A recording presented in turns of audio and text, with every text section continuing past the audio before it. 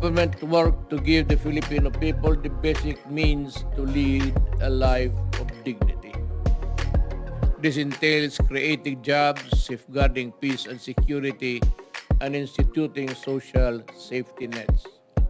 My government also sought to broaden democratic participation through federalism, but my constitutional project did not get Congress support. So be it. I respect the separation of powers vital to democracy.